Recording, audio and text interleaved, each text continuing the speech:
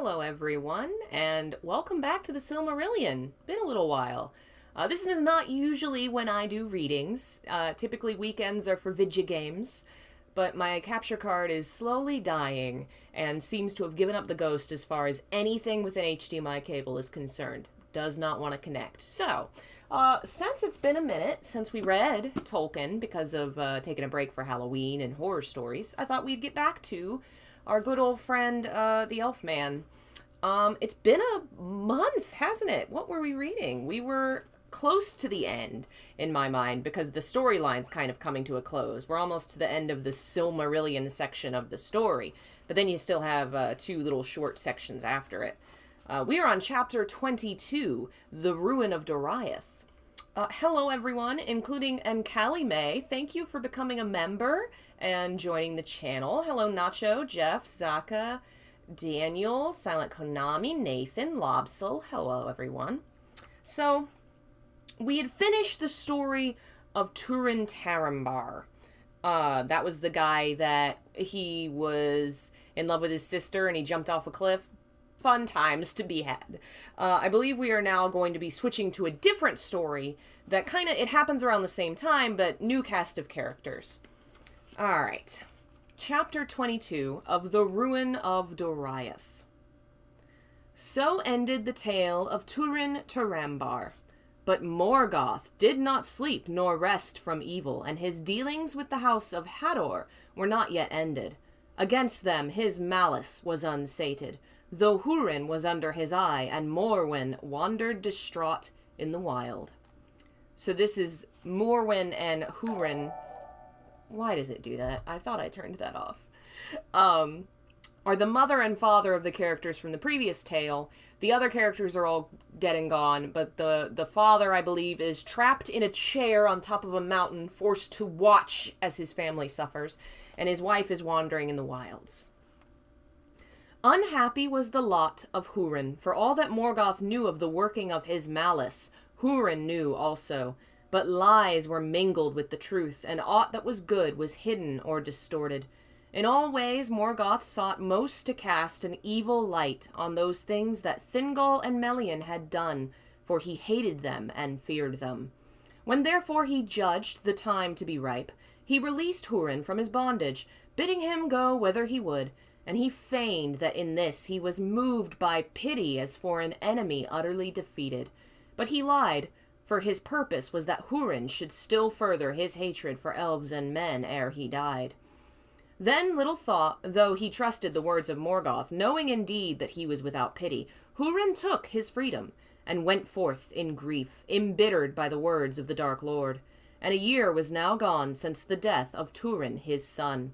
For 28 years he had been captive in Angband, and he was grown grim to look upon.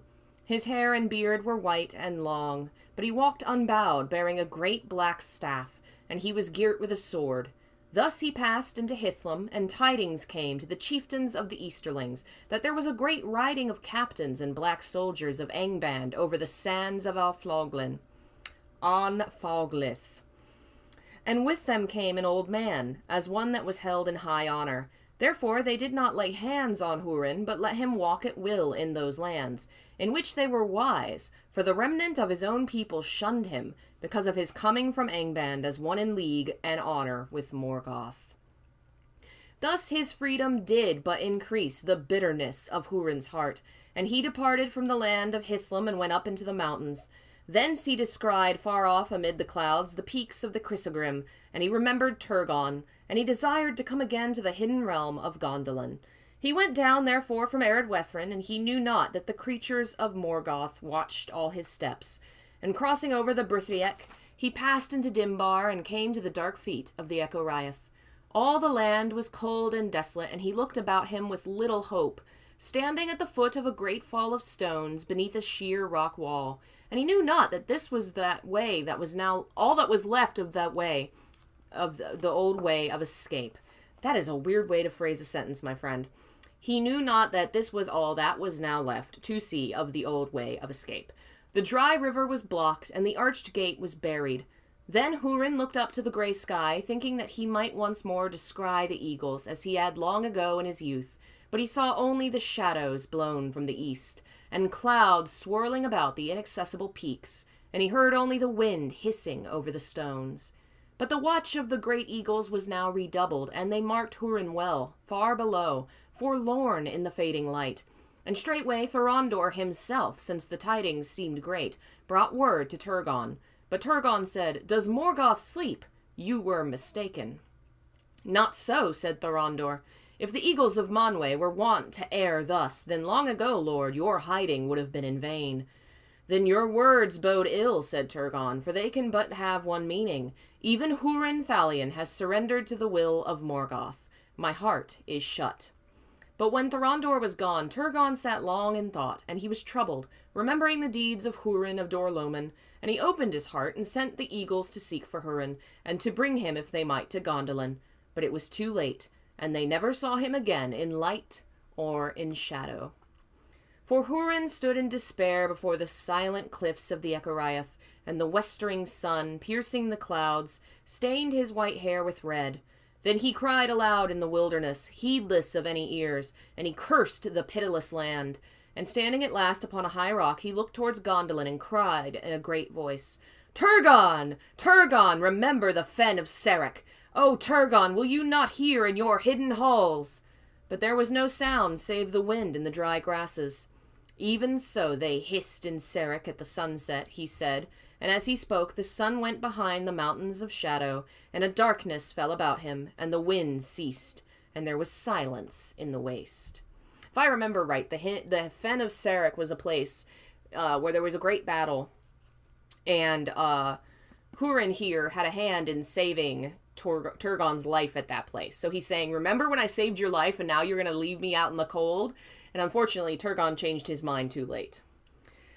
Yet there were ears that heard the words that Hurin spoke, and report of all soon came to the dark throne in the north, and Morgoth smiled, for he knew now clearly in what region Turgon dwelt, though because of the eagles no spy of his could yet come within sight of the land behind the encircling mountains. This was the first evil the freedom of Hurin achieved. Yeah, it's kind of dumb to shout out the secret location of a place that's secret. Not smart. As darkness fell, Hurin stumbled from the rock and fell into a heavy sleep of grief, but in his sleep he heard the voice of Morwen lamenting, and often she spoke his name, and it seemed to him that her voice came out of Brethil. Therefore, when he awoke with the coming of day, he arose and went back to the Brithiec, and passing along the eaves of Brethil, he came at a time of night to the crossings of Taglin.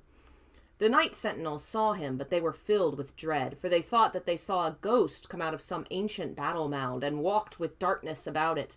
And therefore Hurin was not stayed, and he came at last to the place of the burning of Galrung, and saw the tall stone standing near the brink of Cabed Neramarth.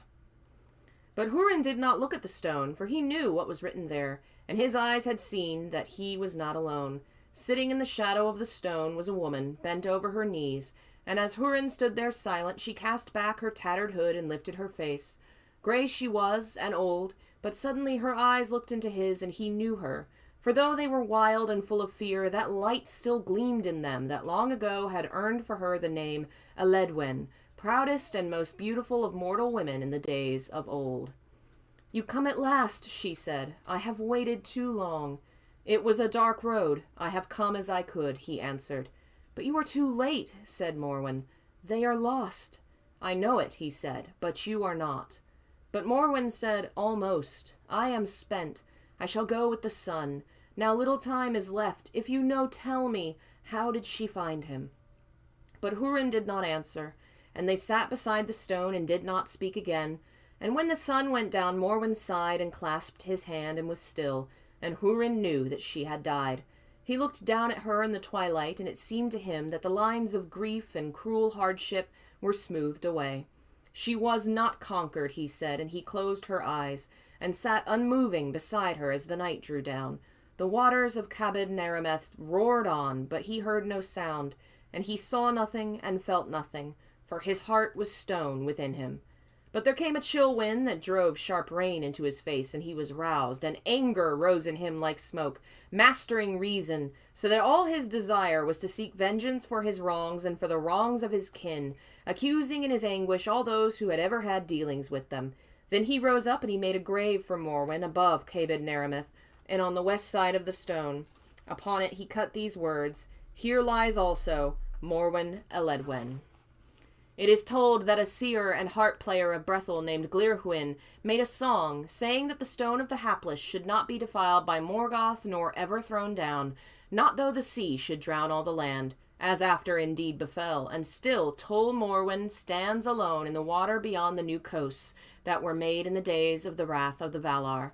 But Hurin does not lie there, for his doom drove him on, and the shadow still followed him.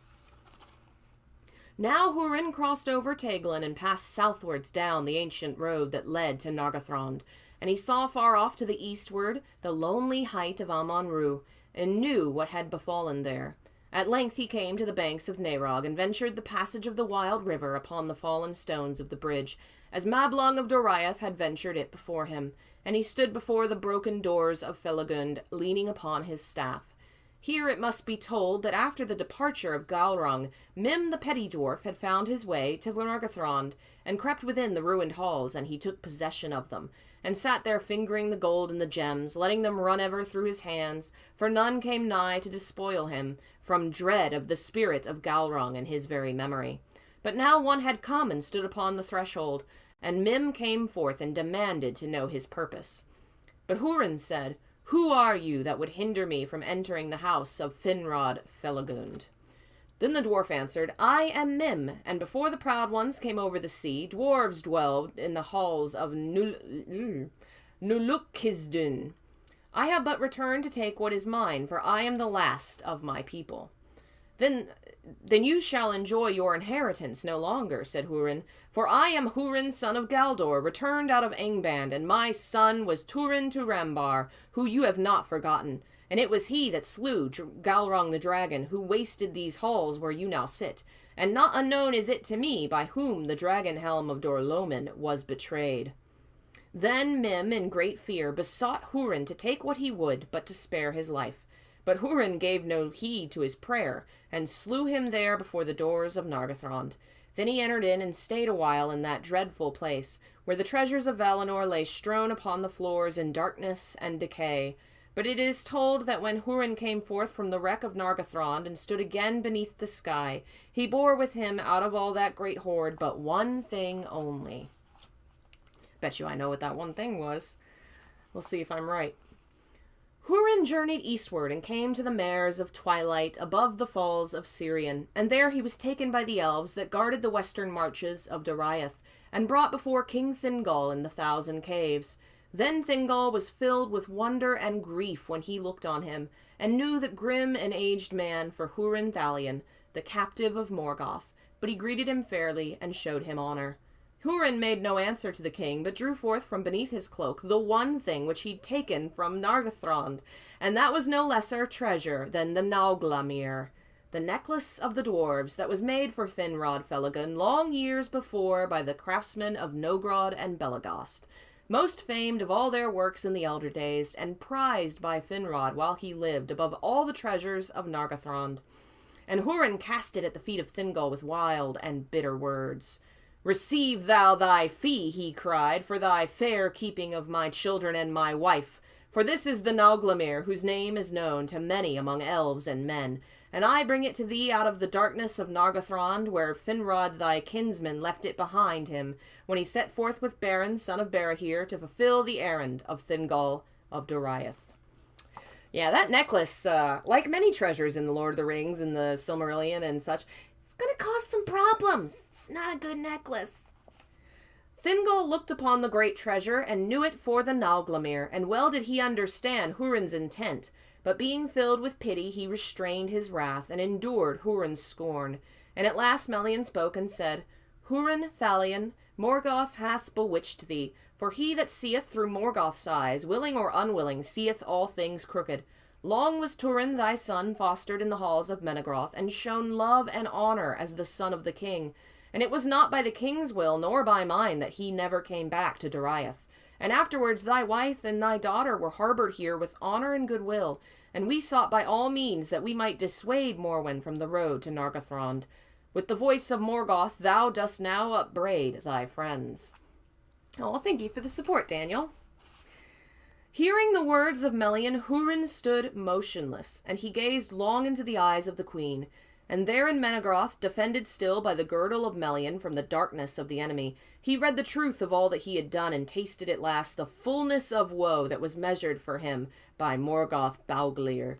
And he spoke no more of what was past, but stooping, lifted up the Noglamir from where it lay before Thingol's chair, and he gave it to him, saying, "Receive now, Lord, the necklace of the dwarves, as a gift from one who has nothing, and as a memorial of Hurin of Dorloman. For now my fate is fulfilled, and the purpose of Morgoth achieved, but I am his thrall no longer." Then he turned away and passed out from the 1,000 caves, and all that saw him fell back before his face. And none sought to withstand his going, nor did any know whither he went. But it is said that Hurin would not live thereafter, being bereft of all purpose and desire, and cast himself at last into the western sea, and so ended the mightiest of the warriors of mortal men. Uh-oh. Seriously? Is something screaming? Why? This program. I have all these audio effects turned off because they don't work properly, but apparently this program doesn't know how to turn things off. What's confusing about it is they have controls in the actual program itself, and then they have controls set up on the website. And the website will sometimes overthrow those controls, and there's nothing to, I can't fix it. I don't know what they've done and why. How do I... Let me move this a little bit, see if it'll let me do it. Media source, extras, game audio. Yeah, they are all off. They are all off. Why are you still playing sounds? When did the scream happen? It would have been perfect if it was right after he jumped off the cliff. That'd have been great. I will have to look into... I don't know if I can... Maybe I should just uninstall it and reinstall the freaking program. But we're not done yet. I mean, we're done with Hurin. He's done. He's done skis. But we're not done with Thingol.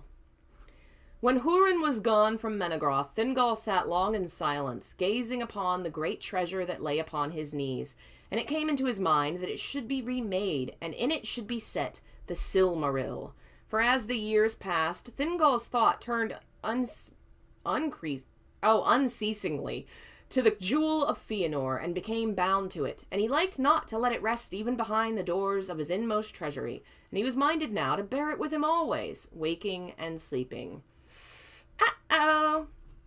In those days, the dwarves still came on their journeys into Beleriand from the mansions in arid Lindon, and passed over Gellion at Sarn Athrad, the Ford of Stones. They traveled the ancient road to Doriath, for their skill in the working of metal and stone was very great, and there was much need of their craft in the halls of Menegroth. But they came now no longer in small parties as aforetime, but in great companies, well armed for their protection in the perilous lands between Aros and Gellion. And they dwelt in Menegroth at such times in chambers and smithies set apart for them. At that very time, great craftsmen of Nogrod were lately come into Doriath, and the king, therefore summoning them, declared his desire that if their skill was great enough, they should remake the Noglamir and set in it the Silmaril. Then the dwarves looked upon the work of their fathers, and beheld with wonder the shining jewel of Fëanor, and they were filled with a great lust to possess them, and carry them off to their far homes in the mountains. But they dissembled their mind, and consented to the task. Long was their labor, and Thingol went down alone to their deep smithies, and sat ever among them as they worked. In time his desire was achieved, and the greatest of the works of elves and dwarves were brought together and made one. And its beauty was very great, for now the countless jewels of the Noglamir did reflect and cast abroad in marvellous hues the light of the Silmaril amidmost. Then Thingol, being alone among them, made to take it up and clasp it about his neck. But the dwarves in that moment withheld it from him, and demanded that he yield it up to them, saying, "By what right does the Elven king lay claim to the Noglamir, that was made by our fathers for Finrod Felagund, who is dead? It has come to him but by the hand of Hurin the man of Dorloman, who took it as a thief out of the darkness of Nargothrond." But Thingol perceived their hearts, and saw well that, desiring the Silmaril, they sought but a pretext and fair cloak for their true intent. And in his wrath and pride he gave no heed to his peril, but spoke to them in scorn, saying, How do ye of uncouth race? Oh, no. Oh, no. How do ye of uncouth race dare to demand aught of me, Elu Thingol, Lord of Beleriand, whose life began by the waters of Cuivenin years uncounted, ere the fathers of the stunted people awoke? Oh, boy, I don't know. That's not good. That's not good, buddy. Standing tall and proud among them, he bade them with shameful words be gone unrequited out of Doriath. Then the lust of the dwarves was kindled to rage by the words of the king, and they rose up about him, and laid hands on him, and slew him as he stood. So he died in the deep places of Menegroth, Elwë Singolo, king of Doriath, who alone of all the children of Iluvatar was joined with one of the Ainur, and who alone of the Forsaken Elves had seen the light of the trees of Valinor, with his last sight gazed upon the Silmaril. Get wrecked! Do racism, get wrecked! He just got murdered! Oh, I love it. It's unfortunate that the one guy that got to marry one of the Ainur, which is so cool to me, like, Melian's great, and her husband's a big old mean racist. Then the dwarves, taking the Noglamir, passed out of Menegroth and fled eastwards through region. But tidings went swiftly through the forest, and few of that company came over Eros, for they were pursued to the death as they sought the eastward road. And the Noglamir was retaken and brought back in bitter grief to Melian the queen. Yet two there were of the slayers of Thingol who escaped from the pursuit on the eastern marches, and returned at last to their city far off in the Blue Mountains. And there in Nogrod they told somewhat of all that had befallen, saying the dwarves were slain in Doriath by command of the Elven King, who thus would cheat them of their reward. I like the idea better. I get what he's doing here, but it would have been far more interesting if the struggle between elves and dwarves were rooted in the fact that the elves are like, what the crap, you murdered our king, which fair. They don't know what the king said. Some of them probably wouldn't care. And then on the other side, showing up and being like, dude, the guy was a huge-ass racist jerk, and we just, like, obliterated him. And then them being like, yeah, fair. I mean, elves suck. You know, rather than them lying about the king being wrong in the first place, which I think that's less interesting, but I know why he did it. Then great was the wrath and lamentation of the dwarves of Nogrod for the death of their kin and their great craftsman, and they tore their beards and wailed, and long they sat taking thought for vengeance. It is told that they asked aid from Belegost, but it was denied them, and the dwarves of Belegost sought to dissuade them from their purpose. But their counsel was unavailing, and ere long a great host came forth from Nogrod, and crossing over Gellion, marched westward through Beleriand. Upon Doriath a heavy change had fallen. Melian sat long in silence beside Thingol the king, and her thought passed back into the starlit years to their first meeting among the nightingales of Nan Elmoth in ages past, and she knew that her parting from Thingol was the forerunner of a greater parting, and that the doom of Doriath was drawing nigh. For Melian was of the divine race of the Valar, and she was a Maya of great power and wisdom. But for the love of Elwë Singolo, she took upon herself the form of the elder children of Iluvatar, and in that union became bound by the chain and trammels of the flesh of Arda. In that form she bore him to him Luthien Tinuviel, and in that form she gained a power over the substance of Arda, and by the girdle of Melian was Doriath defended through long ages from evils without. But now Thingol lay dead, and his spirit had passed to the halls of Mandos, and with his death a change came also upon Melian. Thus it came to pass her power was withdrawn in that time from the forests of Neldareth and region, and as Galduin the enchanted river spoke with a different voice, and Doriath lay open to its enemies. Thereafter Melian spoke to none save to Mablung only, bidding him take heed to the Silmaril, and to send word speedily to Beren and Luthien and Ossiriand, and she vanished out of Middle-earth, and passed to the land of the Valar beyond the western sea, to muse upon her sorrows in the gardens of Lorien whence she came, and this tale speaks of her no more. Thus it was that the host of the Nalgrim, crossing over Eros, passed unhindered into the woods of Doriath, and none withstood them, for they were many and fierce, and the captains of the Grey Elves were cast into doubt and despair, and went hither and thither purposeless. But the dwarves held on their way, and passed over the great bridge, and entered into Menegroth, and there befell a thing most grievous among the sorrowful deeds of the elder days. For there was battle in the 1,000 caves, and many elves and dwarves were slain, and it has not been forgotten.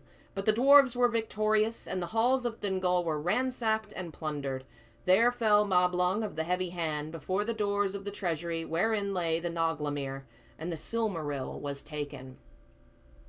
Kind of shitty of your queen to say, oh, my husband's gone, peace, bye! And then, they're invaded and she's just gone. Who's in charge now? Oh, shit. I don't know. We're all dead. Would have been far more interesting if she at least tried to hang around enough to help out her people rather than just going into immediate widow depression. At the time, Beren and Luthien yet dwelled in Tol Galen, the Green Isle, in the river Adurant, southernmost of the streams that falling from Eredlinden flowed down to join with Gelion, and their son Dior Ilushiel had to wife Nimloth, kinswoman of Celeborn, prince of Doriath, who was wedded to the lady Galadriel. Okay, wait, so let's follow that train. So, Beren and Luthien, two famous people, they're going to be the ancestors of the kings of men. Their kid is Dior. His wife is kinswoman of Celeborn. I'm going to call that cousin. So cousins to Celeborn, who's married to Galadriel. Okay. So that's interesting. Because later Galadriel, that's funny. Because Galadriel's daughter will marry Elrond, and Elrond is descendant of these two. So she's just all wrapped up in that tree.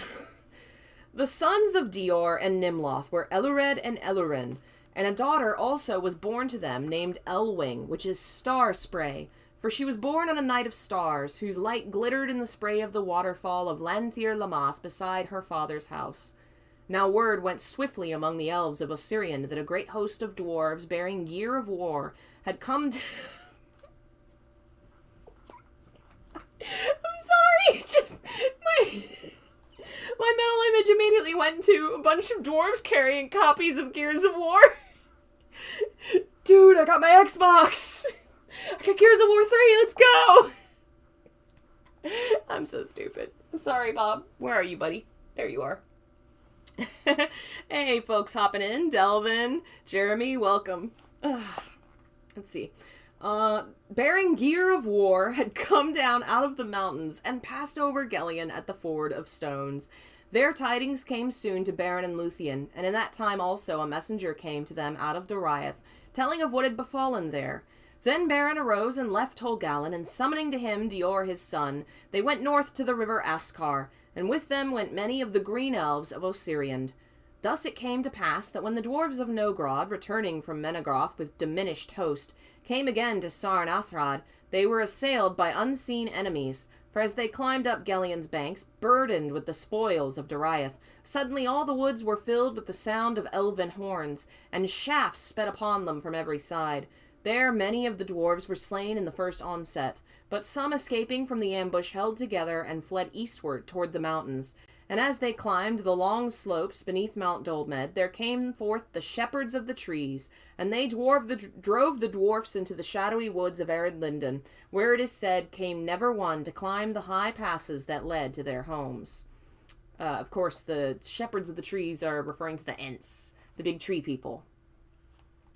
In that battle by Sarnathrad, Beren fought his last fight, and himself slew the lord of Nogrod, and wrested from him the necklace of the dwarves. But he dying laid his curse upon all the treasure.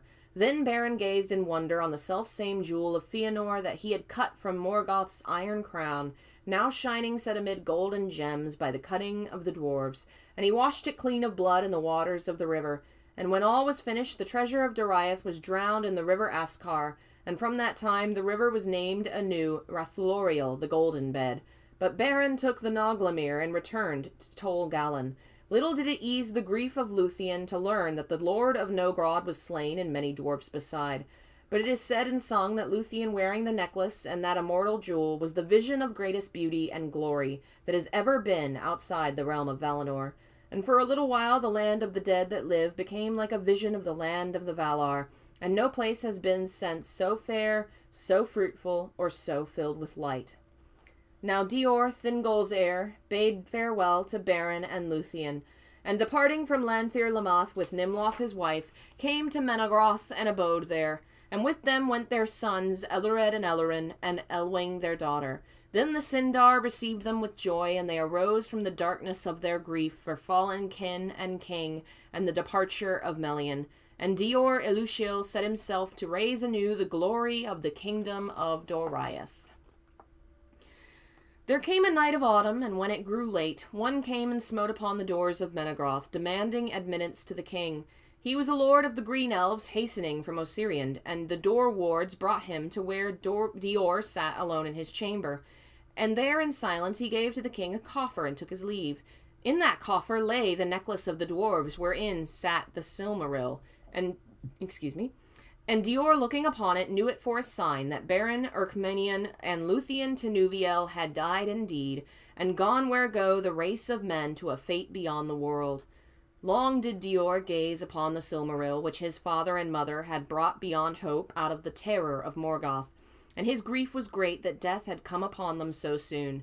But the wise have said that the Silmaril hastened their end, for the flame of the beauty of Luthien as she wore it was too bright for mortal hands. Then Dior arose, and about his neck he clasped the Nauglamir, and now he appeared as the fairest of all the children of the world, of the threefold race, of the Edain, and the Eldar, and of the Maiar of the blessed realm. But now the rumor ran among the scattered elves of Beleriand that Dior Thingol's heir wore the Nauglamir, and they said, "A Silmaril of Fëanor burns again in the woods of Doriath." And the oath of the sons of Fëanor was waked again from sleep. For while Luthien wore the necklace of the elves, necklace of the dwarf, no elf would dare to assail her. But now, hearing of the renewal of Doriath and of Dior's pride, the seven gathered again from wandering and sent to him to claim their own. But Dior returned no answer to the sons of Fëanor, and Celegorm stirred up his brothers to prepare an assault upon Doriath. They came at unawares in the middle of winter, and fought with Dior in the Thousand Caves, and so befell the second slaying of elf by elf. There fell Celegorm by Dior's hand, and there fell Carufin and dark Caranthir. But Dior was slain also, and Nimloth his wife, and the cruel servants of Celegorm seized his young sons, and left them to starve in the forest. Of this Maedhros indeed repented, and sought for them long in the woods of Doriath. But his search was unavailing, and of the fate of Ellared and Ellerin no tale tells. Thus Doriath was destroyed, and never rose again. But the sons of Fëanor gained not what they sought, for a remnant of the people fled before them, and with them was Elwing, Dior's daughter, and they escaped, and bearing with them the Silmaril came in time to the mouths of the river Sirion by the sea. Seems like they'd get it eventually. You'd think they'd realize, oh, whoever gets this shiny rock, their life sucks. So maybe I shouldn't wear it on a necklace around my head. But no. Every time they're like, ooh, I rock this necklace. Oh, I'm dead. Every time. Chapter 23 of Tuor and the Fall of Gondolin. We're getting close to the end of this era, so everybody's falling. This place falling. This place. We got Nargothrond down. Doriath is down, and now Gondolin. It has been told that Huor, the brother of Hurin, was slain in the Battle of Unnumbered Tears, and in the winter of that year, Rian, his wife, bore a child in the wilds of Mithram, and he was named Tuor, and was taken to foster by Aniel of the Grey Elves, who yet lived in those hills. When Tuor was 16 years old, the elves were minded to leave the caves of Androth where they dwelt, and to make their way secretly to the havens of Sirion in the distant south. But they were assailed by orcs and Easterlings before they made good their escape, and Tuor was taken captive and enslaved by Lorgan, chief of the Easterlings of Hithlum. For 3 years he endured that thraldom, but at the end of that time he escaped, and returning to the caves of Androth, he dwelt there alone, and did such great hurt to the Easterlings that Lorgan set a price upon his head.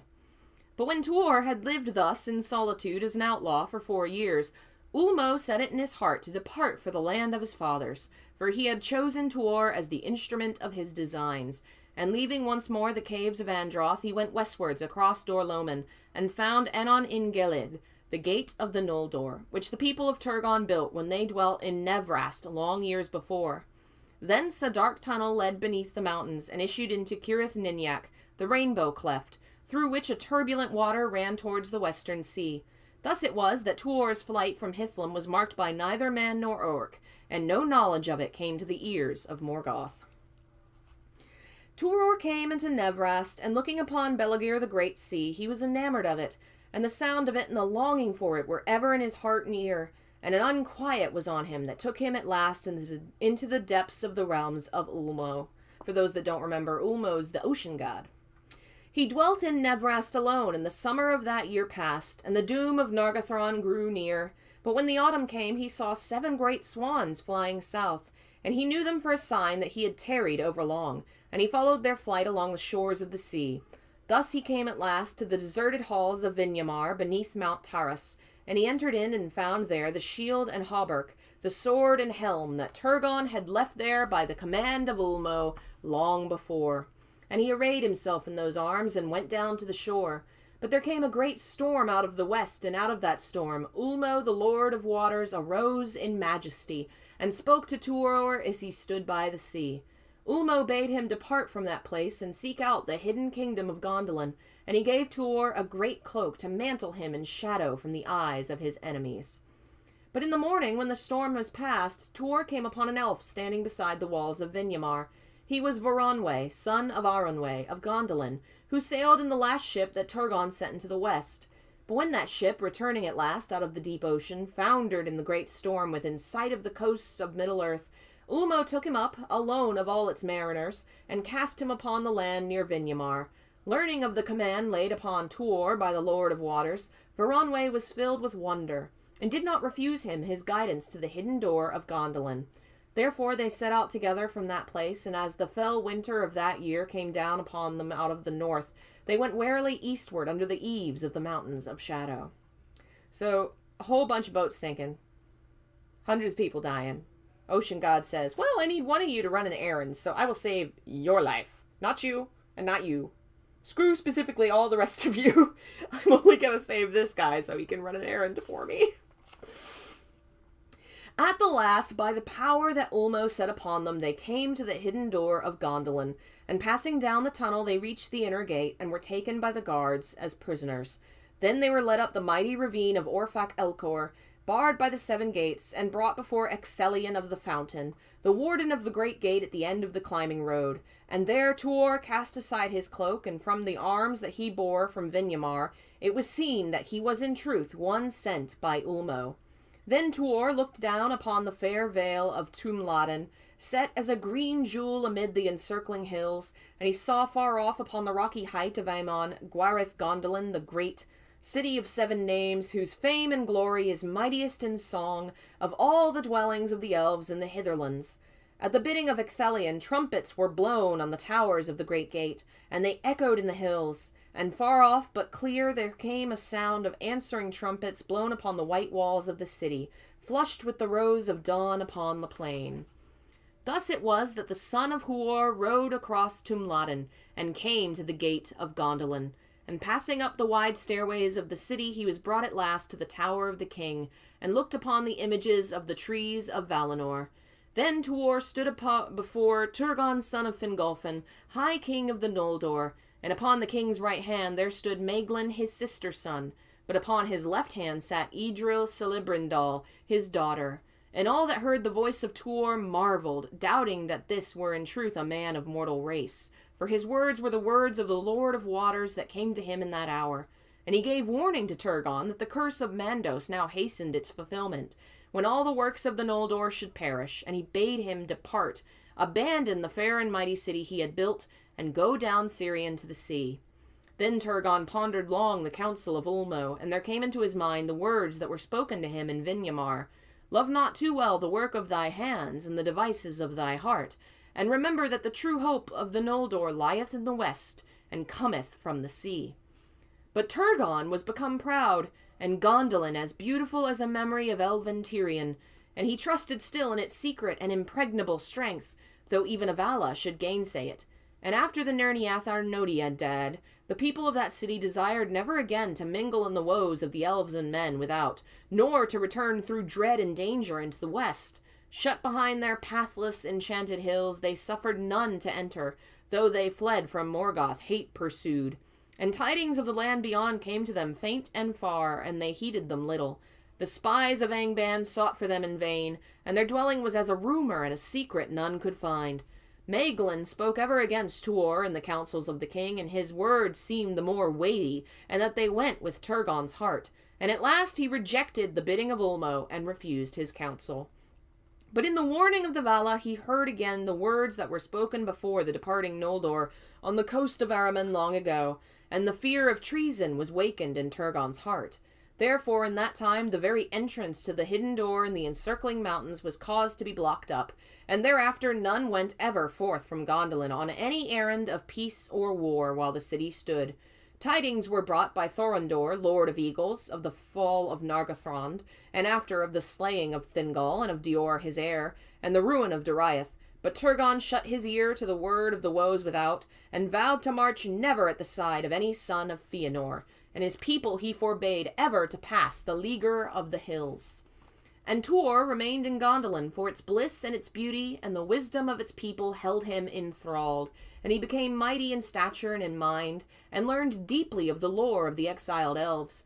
Then the heart of Idril was turned to him, and his to her, and Maeglin's secret hatred grew ever greater, for he desired above all things to possess her, the only heir of the king of Gondolin. But so high did Tuor stand in the favor of the king that when he had dwelt there for 7 years, Turgon did not refuse him the hand of his daughter. For though he would not heed the bidding of Ulmo, he perceived the fate of the Noldor was wound with the one whom Ulmo had set. And he did not forget the words that Huor spoke to him before the host of Gondolin departed from the battle of unnumbered tears. Then there was made a great and joyful feast, for Tuor had won the hearts of all the people, save only Maeglin and his secret following. And thus there came to pass the second union of elves and men. In the spring of the year after was born in Gondolin Eärendil half-elven, the son of Tuor and Idril Celebrimbor, and that was 500 years and 3 since the coming of the Noldor to Middle-earth. Of surpassing beauty was Eärendil, for a light was in his face as the light of heaven, and he had the beauty and the wisdom of the Eldar, and the strength and hardihood of the men of old, and the sea spoke ever in his ear and heart, even as with Tuor his father. Then the days of Gondolin were yet full of joy and peace, and none knew that the region wherein the hidden kingdom lay had been at last revealed to Morgoth by the cries of Hurin, when standing in the wilderness beyond the encircling mountains and finding no entrance, he called on Turgon in despair. Thereafter the thought of Morgoth went unceasing on the mountainous land between Anak and the waters of Sirion, whither his servants had never passed. Yet still no spy or creature out of Angband could come there because of the vigilance of the eagles. And Morgoth was thwarted in the fulfillment of his designs. But Idril Celebrimbor was wise and fair-seeing, and her heart misgave her, and foreboding crept upon her spirit as a cloud. Therefore in that time she let prepare a secret way that should lead down from the city, and passing out beneath the surface of the plain, issue far beyond the walls, northward of Amon-Gwareth, and she contrived that the work was known but to few, and no whisper of it came to Maeglin's ears. Now on a time when Eärendil was still young, Maeglin was lost, for he, as had been told, loved mining and quarrying after metals above all other craft, and he was master and leader of the elves who worked in the mountains distant from the city, seeking after metals for their smithying of things both of peace and war. But often Maeglin went with few of his folk beyond the leaguer of the hills, and the king knew not that his bidding was defied. And thus it came to pass, as fate willed, that Maeglin was taken prisoner by orcs and brought to Angband. Maeglin was no weakling or craven, but the torment wherewith he was treated cowed his spirit, and he purchased his life and freedom by revealing to Morgoth the very place of Gondolin, and the ways whereby it might be found and assailed. Greater indeed was the joy of Morgoth, and to Maeglin he promised lordship of Gondolin as his vassal, and the possession of Idril Celebrimbor when the city should be taken. And indeed, desire for Idril and hatred for Tuor led Maeglin the easier to his treachery, most infamous in all the histories of the elder days. But Morgoth sent him back to Gondolin, lest any should suspect the betrayal, and so that Maeglin should aid the assault from within, when the hour came. And he abode in the halls of the king with smiling face and evil in his heart, while the darkness gathered ever deeper upon Idril. At last, in the year when Eärendil was 7 years old, Morgoth was ready, and he loosed upon Gondolin his Balrogs and his orcs and his wolves, and with them came dragons of the brood of Galrung, and they were become now many and terrible. The host of Morgoth came over the northern hills, where the height was greatest and the watch least vigilant, and it came at night upon a time of festival, when all the people of Gondolin were upon the walls to await the rising sun, and sing their songs at its uplifting. For the morrow was the great feast they named the Gates of Summer. But the red light mounted the hills in the north and not in the east, and there was no stay in the advance of the foe until they were beneath the very walls of Gondolin, and the city was beleaguered without hope. Of the deeds of desperate valor there done by the chieftains of the noble houses and their warriors, not least by Tuor, much is told in the fall of Gondolin. Of the battle of Ecthelion of the Fountain with Gothmog, lord of Balrogs, in the very square of the king, where each slew the other, and of the defense of the tower of Turgon by the people of his household until the tower was overthrown, and mighty was its fall and the fall of Turgon and its ruin. Tuor sought to rescue Idril from the sack of the city, but Maeglin had hands on her and Eärendil, and Tuor fought with Maeglin on the walls and cast him far out, and his body as it fell smote the rocky slopes of Amanguara thrice ere it pitched into the flames below. Then Tuor and Idril led such remnants of the people of Gondolin as they could gather in the confusion of the burning, down the secret way which Idril had prepared, and of that passage the captains of Angband knew nothing, and thought not that any fugitives would take a path towards the north and highest parts of the mountain, and the nighest to Angband. The fume of the burning and the steam of the far mountains, fountains of Gondolin withering in the flame of the dragons of the north, fell upon the vale of Tumladen in mournful mists, and thus was the escape of Tuor and his company aided, for there was still a long and open road to follow from the tunnel's mouth to the foothills of the mountains. None the less they came thither, and beyond hope they climbed, in woe and misery, for the high places were cold and terrible, and they had among them many that were wounded, and women and children. There was a dreadful pass, Cirith Thoronath it was named, the Eagle's Cleft, where beneath the shadow of the highest peaks a narrow path wound its way. On the right hand it was walled by a precipice, and on the left a dreadful fall leapt into emptiness. Along that way their march was strung, when they were ambushed by orcs, for Morgoth had set watchers all about the encircling hills, and a Balrog was with them. Dreadful was their plight, and hardly would they have been saved by the valor of the yellow-haired Glorfindel, chief of the house of the Golden Flower of Gondolin, had not Thorondor come timely to their aid. Many are the songs that have been sung of the duel of Glorfindel with the Balrog, upon a pinnacle of rock in that high place, and both fell to ruin in the abyss. But the eagles coming stooped upon the orcs and drove them shrieking back, and all were slain or cast into the deep, so that the rumors of the escape from Gondolin came not until long after to Morgoth's ears. Then Thorondor bore up Glorfindel's body out of the abyss, and they buried him in a mound of stones beside the pass, and a green turf came there, and yellow flowers bloomed upon it amid the barrenness of stone until the world was changed. Thus led by Tuor, son of Huor, the remnants of Gondolin passed over the mountains and came down into the vale of Sirion, and fleeing southward by weary and dangerous marches they came at length to Nan Tathrin, the land of willows, for the power of Ulmo yet ran in the great river, and it was about them. There they rested a while and were healed of their hurts and weariness, but their sorrow could not be healed. And they made a feast in memory of Gondolin and of the elves that had perished there, the maidens and the wives, the warriors of the king, and for Glorfindel the beloved many were the songs they sang, under the willows of Nan Tathrin in the waning of the year. There Tuor made a song for Eärendil his son, concerning the coming of Ulmo the lord of waters, to the shores of Nevrast aforetime, and the sea-longing woke in his heart and in his sons also. Therefore Idril and Tuor departed from Nan Tathrin, and went southwards down the river to the sea, and they dwelt there by the mouths of Sirion, and joined their people to the company of Elwing, Dior's daughter, that had fled thither but a while before.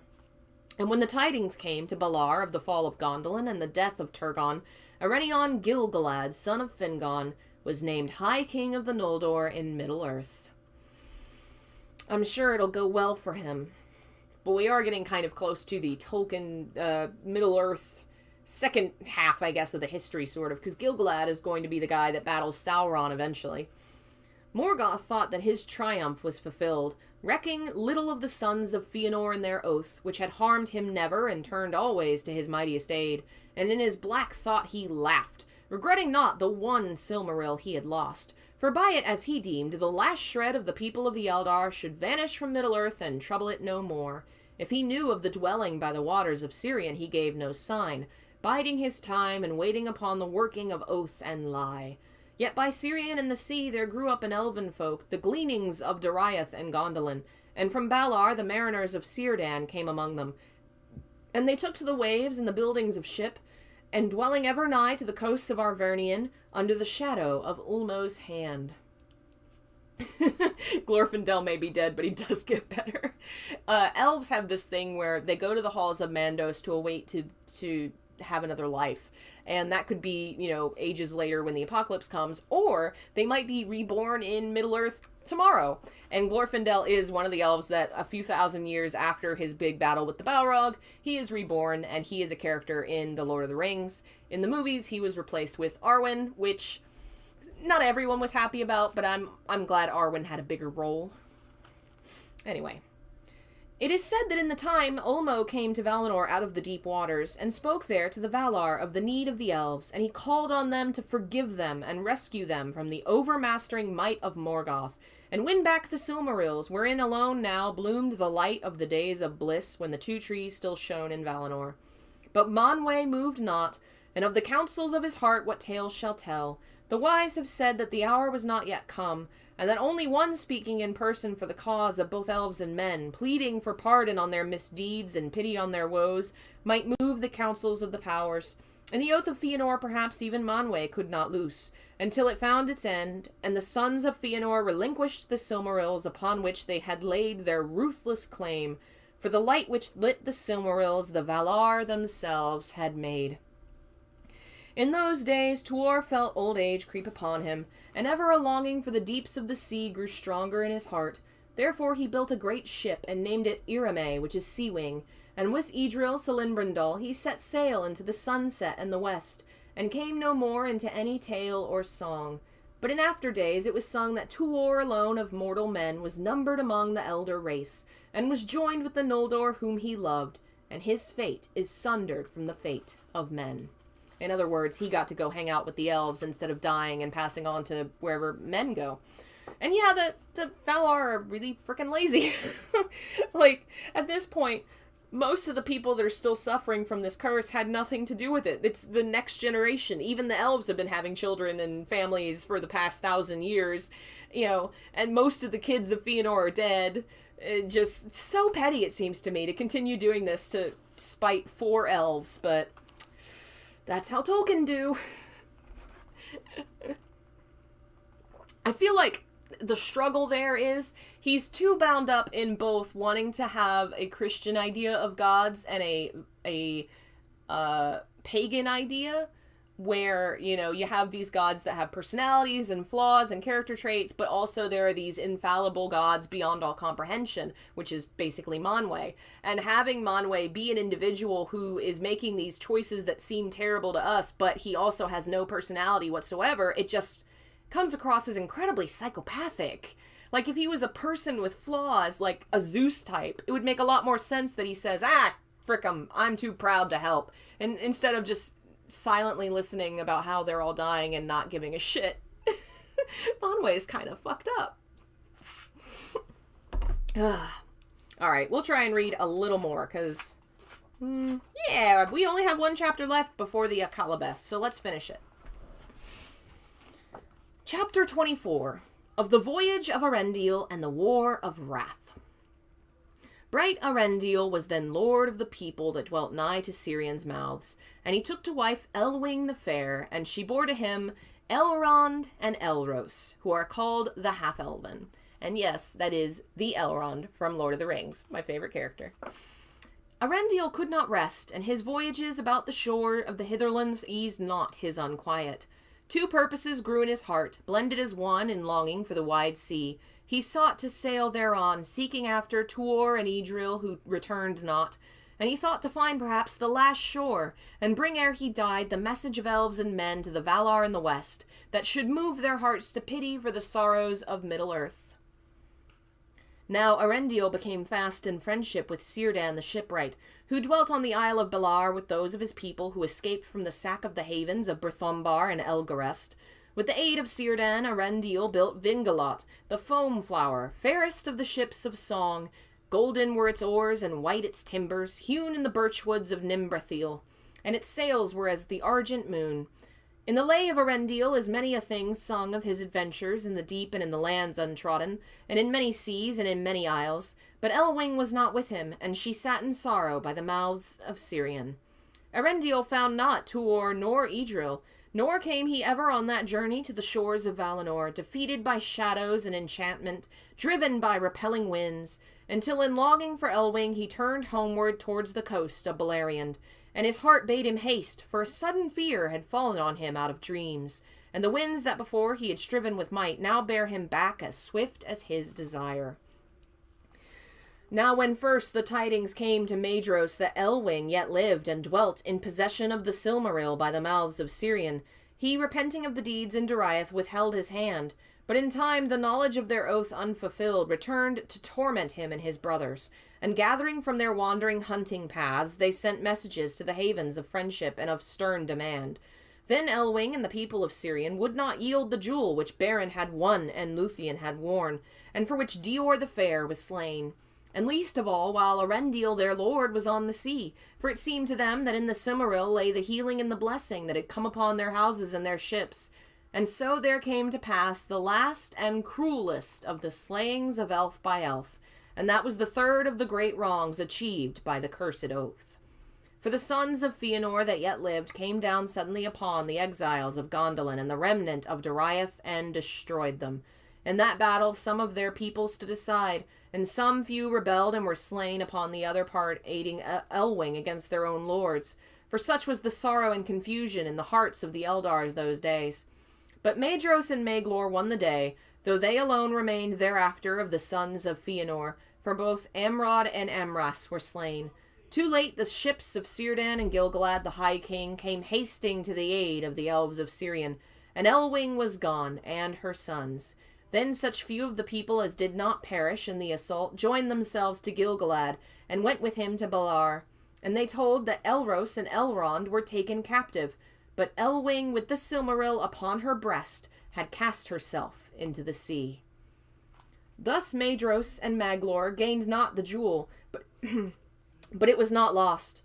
For Ulmo bore up Elwing out of the waves, and he gave her the likeness of a great white bird, and upon her breast shone as a star the Silmaril, and she flew over the water to seek Erendiel her beloved.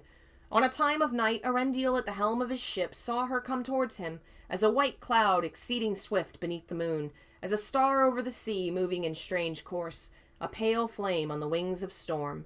And it is sung that she fell from the air upon the timbers of Vingalo, in a swoon, nigh unto death for the urgency of her speed, and Erendiel took her to his bosom. But in the morning with marveling eyes he beheld his wife in her own form beside him, with her hair upon his face, and she slept. Great was the sorrow of Erendiel and Elwing for the ruin of the havens of Sirion, and the captivity of their sons, and they feared they would be slain, but it was not so. For Maglor took pity upon Elros and Elrond, and he cherished them, and love grew between them, as little might be thought. But Maglor's heart was sick and weary with the burden of the dreadful oath. Yet Erendiel saw now no hope left in the lands of Middle-earth, and he turned again in despair, and came not home, but sought back once more to Valinor with Elwing at his side. He stood now most often at the prow of Vingalo, and the Silmaril was bound upon his brow, and ever its light grew greater as they drew into the west. Just said, fuck those sons. My sons? Them? Fuck them. Let's go. We're leaving. I have my wife, I have my boat, I have my shiny rock. Who needs sons? I'll have new sons. Poor Elrond and Elros. It was said that by reason of the power of the holy jewel that they came in time to waters no vessels save those of the Teleri had known, and they came to the enchanted isles and escaped their enchantment, and they came into the shadowy seas and passed their shadows, and they looked upon Tol Eressëa the lonely isle, but tarried not. And at last they cast anchor in the bay of Eldamar, and the Teleri saw the coming of that ship out of the east, and they were amazed. gazing from afar upon the light of the Silmaril, and it was very great. Then Eärendil, first of living men, landed on the immortal shores, and he spoke there to Elwing and to those that were with him, and they were 3 mariners who had sailed all the seas beside him. Falathar, Elrond, and Eärendil were their names. And Eärendil said to them, Here none but myself shall set foot, lest you fall under the wrath of the Valar. But that peril I will take on myself alone for the sake of the 2 kindreds. But Elwing answered, Then our paths would be sundered forever. All thy perils I will take on myself also. And she leapt into the white foam and ran towards him. That's one of my favorite moments that Tolkien's written. Basically, Eärendil and the few people on his boat, he's stepped onto the Godland, which he's not supposed to do, and he says, Listen, all y'all wait in the boat so that if this goes badly, they're only angry with me. And his wife says, No, we are bound together forever. Whatever risk you take, I take. And she jumps out and runs for him. I love that part. Eärendil was sorrowful, for he feared the anger of the lords of the west upon any of Middle-earth that should dare pass the leaguer of Aman. And there they bade farewell to the companions of their voyage, and were taken from them forever. Then Eärendil said to Elwing, Await me here, for one only may bring the message that it is my fate to bear. And he went up alone into the land and came into the Calasira, and it seemed to him empty and silent. For even as Morgoth and Ungoliant came in ages past, so now Eärendil had come at a time of festival, and well nigh all the elven folk were gone to Valamar, or were gathered in the hills of Manwë upon Tenequetl, and few were left to keep watch upon the walls of Tirion. But some there were who saw him from afar, and the great light that he bore, and they went in haste to Valamar. But Eärendil climbed the great hill of Tuna and found it bare, and he entered into the streets of Tirion, and they were empty, and his heart was heavy, for he feared some evil had come to the blessed realm. He walked in the deserted ways of Tirion, and the dust upon his raiment and his shoes was a dust of diamonds, and he shone and glistened as he climbed the long white stairs. And he called aloud in many tongues, both of elves and men, but there were none to answer him. Therefore he turned back at last towards the sea. But even as he took the shoreward road, one stood upon the hill and called to him in a great voice, crying, Hail, Eärendil, of mariners most renowned, the looked-for that cometh at unawares, the longed-for that cometh beyond hope. Hail, Eärendil, bearer of light before the sun and moon, splendor of the children of earth, star in the darkness, jewel in the sunset, radiant in the morning. The voice was the voice of Eonwë, herald of Manwë, and he came from Valamar, and summoned Eärendil to come before the powers of Arda. And Eärendil went into Valinor, into the halls of Valamar, and never again set foot upon the lands of men. Then the Valar took counsel together, and they summoned Ulmo from the depths of the sea, and Eärendil stood before their faces, and delivered the errand of the 2 kindreds. Pardon he asked for the Noldor, and pity for their great sorrows, and mercy upon men and elves, and succor in their need, and his prayer was granted. It is told among the elves that after Eärendil had parted, seeking Elwing his wife, Mando spoke concerning his fate, and he said, Shall mortal men step living upon the undying lands yet live? But Ulmo said, For this he was born into the world, and say unto me, whether is he Eärendil Tuor's son of the line of Hador, or the son of Idril, Turgon's daughter, of the elven house of Finwë? And Mandos answered, Equally the Noldor, who went wilfully into exile, may not return hither. But when all was spoken, Manwë gave judgment, and he said, In this matter the power of doom is given to me. The peril that he ventured for love of the 2 kindreds shall not fall upon Eärendil, nor shall it fall upon Elwing his wife, who entered into peril for love of him. But they shall not walk again ever among elves or men in the outer lands. And this is my decree concerning them. To Eärendil and to Elwing and to their sons shall be given leave each to choose freely to which kindred their fates shall be joined, and under which kindred they shall be judged. To explain what that means, they are of a mixed race. Their blood is human, male, men, whatever, and elf. So they have a mixed bit. His mom is an elf, his dad was a human. I think she had a similar deal.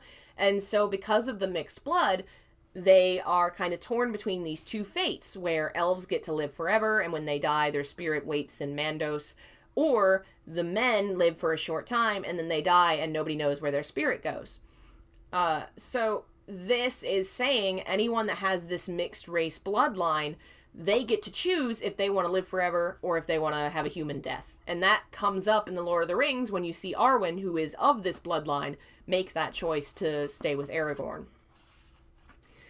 Now when Arendil was long time gone, Elwing became lonely and afraid, and wandering by the margin of the sea, she came near to Aqualande, where lay the Teleran fleets. There the Teleri befriended her, and they listened to her tales of Doriath and Gondolin and the griefs of Beleriand, and they were filled with pity and wonder. And there Arendil returning found her at the haven of the swans. But ere long they were summoned to Valimar, and there the decree of the elder king was declared to them. Then Arendil said to Elwing, "Choose thou, for now I am weary of the world." And Elwing chose to be judged among the firstborn children of Iluvatar because of Luthien, and for her sake Arendil chose alike, though his heart was rather with the kindred of men and the people of his father. Then at the bidding of the Valar, Aronwe went to the shore of Aman, where the companions of Arendil still remained, awaiting tidings. And he took a boat, and the 3 mariners were set therein, and the Valar drove them away into the east with a great wind. But they took Vingalo and hollowed it, and bore it away through Valinor to the uttermost rim of the world, and there it passed through the door of night, and was lifted up even into the oceans of heaven. Now fair and marvellous was the vessel made, and it was filled with a wavering flame, pure and bright. And Arandil the mariner was sat at the helm, glistening with dust of elven gems, and the Silmaril was bound upon his brow. Far he journeyed in that ship, even into the starless voids, but most often was he seen at morning or at evening, glimmering in sunrise or sunset, as he came back to Valinor from voyages beyond the confines of the world. On these journeys Elwing did not go, for she might not endure the cold and pathless voids, and she loved rather the earth and the sweet winds that blow on sea and hill. Therefore there was built for her a white tower northward upon the borders of the sundering seas, and thither at times all the sea-birds of the earth repaired. And it is said that Elwing learned the tongues of birds, who herself had once worn their shape, and they taught her the craft of flight, and her wings were of white and silver grey.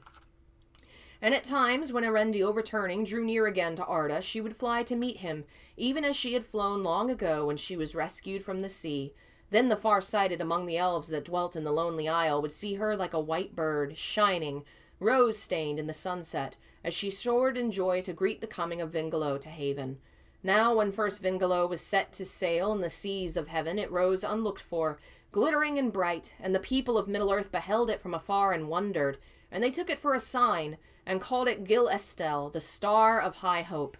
And when this new star was seen at evening, Maedhro spoke to Maglor his brother, and he said, "Surely that is a Silmaril that shines now in the west." And Maglor answered, "If it truly be the Silmaril which we saw cast into the sea, that rises again by the power of the Valar, then let us be glad, for its glory is seen now by many, and is yet secure from all evil." Then the elves looked up and despaired no longer, but Morgoth was filled with doubt. Yet it is said that Morgoth looked not for the assault that came upon him from the west, for so great was his pride become that he deemed that none would ever again come with open war against him.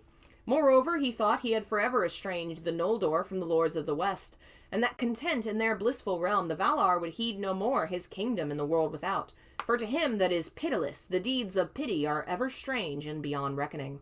But the host of the Valar prepared for battle, and beneath their white banners marched the Vanyar, the people of Ingwe, and those also of the Noldor who never departed from Valinor, whose leader was Finarfin the son of Finwë. Few of the Teleri were willing to go forth to war, for they remembered the slaying at the Swanhaven, and the stealing of their ships. But they hearkened to Elwing, who was the daughter of Dior Ilushield, and come from their own kindred, and they sent mariners enough to sail the ships that bore the host of Valinor east over the sea. Yet they stayed aboard their vessels, and none of them set foot upon the hitherlands.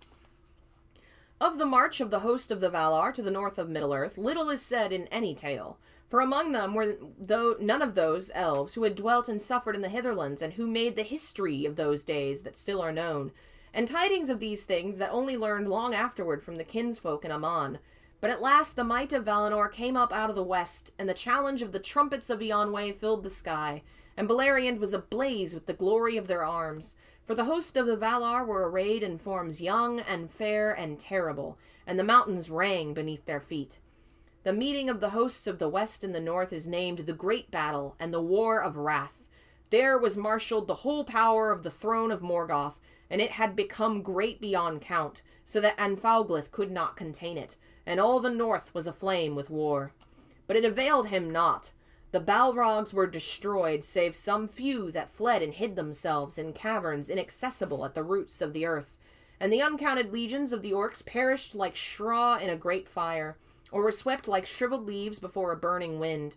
Few remained to trouble the world for long years after, and such few as were left of the 3 houses of the elf friends, fathers of men, fought upon the part of the Valar, and they were avenged in those days for Beregond and Barahir, Galdor and Gundor, Huor and Hurin, and many others of their lords. But a great part of the sons of men, whether of the people of Uldor or others new come out of the east, marched with the enemy, and the elves do not forget it. Then, seeing that his hosts were overthrown and his power dispensed, Morgoth quailed, and he dared not come forth himself. But he loosed upon his foes the last desperate assault that he had prepared, and out of the pits of Angband there issued the winged dragons that had not yet been seen. And so sudden and ruinous was the onset of that dreadful fleet that the host of the Valar was driven back, for the coming of the dragons was with great thunder and lightning and a tempest of fire. But Arendil came, shining with white flame, and about Vingalo were gathered all the great birds of heaven, and a Thorondor was their captain. And there was battle in the air all the day and through a dark night of doubt. Before the rising of the sun, Arendil slew Encalagon the Black, the mightiest of the dragon host, and cast him from the sky. And he fell upon the towers of Thangorodrim, and they were broken in his ruin. Then the sun rose, and the host of the Valar prevailed, and well nigh all the dragons were destroyed, and all the pits of Morgoth were broken and unroofed, and the might of the Valar descended into the deeps of the earth. There Morgoth stood at last at bay, and yet unvaliant. He fled into the deepest of his mines, and sued for peace and pardon, but his feet were hewn from under him, and he was hurled upon his face. Then he was bound with the chain and Gainor, which he had worn aforetime, and his iron crown they beat into a collar for his neck, and his head was bowed upon his knees. And the 2 Silmarils which remained to Morgoth were taken from his crown, and they shone unsullied beneath the sky, and Eonwë took them and guarded them. Thus an end was made of the power of Angband in the north, and the evil realm was brought to naught. And out of the deep prisons a multitude of slaves came forth beyond all hope into the light of day, and they looked upon a world that was changed. For so great was the fury of those adversaries that the northern regions and the western world were rent asunder, and the sea roared in through many chasms, and there was confusion and great noise, and rivers perished or found new paths, and the valleys were upheaved, and the hills trod down, and Sirion was no more. Then Eonwë, as herald of the Elder King, summoned the elves of Beleriand to depart from Middle-earth. But Maedhros and Maglor would not hearken, and they prepared, though now with weariness and loathing, to attempt in despair the fulfillment of their oath, for they would have given battle for the Silmarils were they withheld, even against the victorious host of Valinor, even though they stood alone against all the world. And they sent a message therefore to Eonwë, bidding him yield up now those jewels which of old Fëanor their father made, and Morgoth stole from him. But Eonwë answered that the right to the work of their father, which the sons of Fëanor formerly possessed, had now perished, because of their many and merciless deeds, being blinded by their oath, and most of all because of their slaying of Dior and the assault upon the havens. The light of the Silmarils should go now into the west, whence it came in the beginning, and to Valinor must Maedhros and Maglor return, and there abide the judgment of the Valar, by whose decree alone would Eonwë yield the jewels from his charge. Then Maglor desired indeed to submit, for his heart was sorrowful, and he said, The oath says not that we may not bide our time, and it may be that in Valinor all shall be forgiven and forgot, and we shall come into our own in peace. But Maedhros answered that if they returned to Aman, but the favor of the Valar were withheld from them, then their oath would still remain, but its fulfillment be beyond all hope. And he said, Who can tell to what dreadful doom we shall come, if we disobey the powers in their own land, or purpose ever to bring war again into their holy realm? Yet Maglor still held back, saying, If Manwë and Varda themselves deny the fulfillment of an oath to which we named them in witness, is it not made void? And then Maedhros answered, But how shall our voices reach to Ilúvatar beyond the circles of the world? And by Ilúvatar we swore in our madness, and called the everlasting darkness upon us, if we kept not our word. Who shall release us? "If none can release us," said Maglor, "then indeed the everlasting darkness shall be our lot, whether we keep our oath or break it, but less evil shall we do in the breaking." Yet at last he yielded to the will of Maedhros, and they took counsel together how they should lay hands on the Silmarils.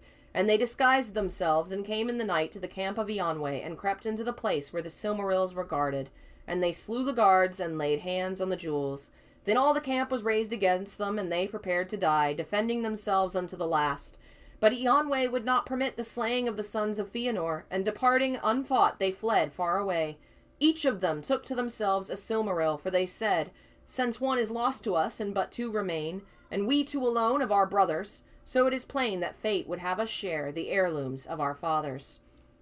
But the jewel burned the hand of Maedhros in pain unbearable, and he perceived that it was as Eonwe had said, and that his right thereto had become void, and the oath was in vain. And being in anguish and despair, he cast himself into a gaping chasm filled with fire, and so ended. And the Silmaril that he bore was taken into the bosom of the earth. And it is told that of Maglor he could not endure the pain with which the Silmaril tormented him, and he cast it at last into the sea, and thereafter he wandered ever upon the shores, singing in pain and regret beside the waves. For Maglor was mighty among the singers of old, named only after Daeron of Doriath, but he came never back among the people of the elves. And thus it came to pass that the Silmarils found their long homes, one in the airs of heaven, one in the fires of the heart of the world, and one in the deep waters. In those days there was a great building of ships upon the shores of the western sea, and thence in many a fleet the Eldar set sail into the west, and came never back to the lands of weeping and of war. And the Vanyar returned beneath their white banners, and were borne in triumph to Valinor. But their joy in victory was diminished, for they returned without the Silmarils from Morgoth's crown, and they knew that those jewels could not be found or brought together again unless the world be broken and remade. And when they came into the west, the elves of Beleriand dwelt upon Tol Eressëa, the lonely isle, that looks both west and east, whence they might come even to Valinor. They were admitted again to the love of Manwë and the pardon of the Valar, and the Teleri forgave their ancient grief, and the curse was laid to rest. Yet not all the Adalier were willing to forsake the hitherlands where they had long suffered and long dwelt, and some lingered many an age in Middle-earth. Among those were Círdan the shipwright, and Celeborn of Doriath, Galadriel his wife, who alone remained of those who led the Noldor in exile to Beleriand. In Middle-earth dwelt also Gil-galad the High King, and with him was Elrond half-elven, who chose, as was granted to him, to be numbered among the Eldar. But Elros his brother chose to abide with men. And from these brethren alone has come along the men of the blood of the firstborn, and a strain of the spirits divine that was before Arda. For they were the sons of Elwing, Dior's daughter, Lúthien's son, child of Thingol and Melian, and Erendiel their father was the son of Idril Celebrimbor, Turgon's daughter of Gondolin. But Morgoth himself the Valar thrust through the door of night beyond the walls of the world, into the timeless void. And a guard is set forever on those walls, and Erendiel keeps watch upon the ramparts of the night. Yet the lies that Melkor the mighty and accursed, Morgoth Boglir, the power of terror and of hate, sowed in the hearts of elves and men, are a seed that does not die and cannot be destroyed. And ever and anon it sprouts anew, and will bear dark fruit even unto the latest days. Here ends the Silmarillion. If it has passed from the high and the beautiful to darkness and ruin, that was of the old fate of Arda marred. And if any change shall come and the marring be mended, Manwë and Varda may know, but they have not revealed it, and it is not declared in the dooms of Mandos. So that's not the end of the book, but that is the end of the Silmarillion, the largest section of the book. We still have another chapter called the Akallabeth, which talks about a kingdom of men called Númenor, and then a section that discusses the Third Age and the Rings of Power. We should be able to finish it, maybe 1-2 more readings. Thanks for listening. I know this was an unusual time, but figured it'd been a while, so good to get back to it. I won't be doing anything else tonight because I am working on member reward stuff. I'm trying to set up videos to be accessible outside of the YouTube so that members can download them. I'm trying to turn some of them, like readings, into audio so that you can just listen if you want to. Doing some different things. Hopefully have some more news later this week. Thanks for watching. Thank you to the folks that donated during the stream and members like Delvin and Jeff. And we had a new one today. We have Pablo and Daniel and Ankali May, a new member. Thank you so much for the support. Tomorrow we'll be back with a reading of Heaven Official's Blessing and probably Fire Emblem maybe. I don't know. We'll see. We're going to play something. Hope to have my Wii U all fixed and set up this week, but we'll see. Thanks again for listening, and I'll see you guys next time. Bye.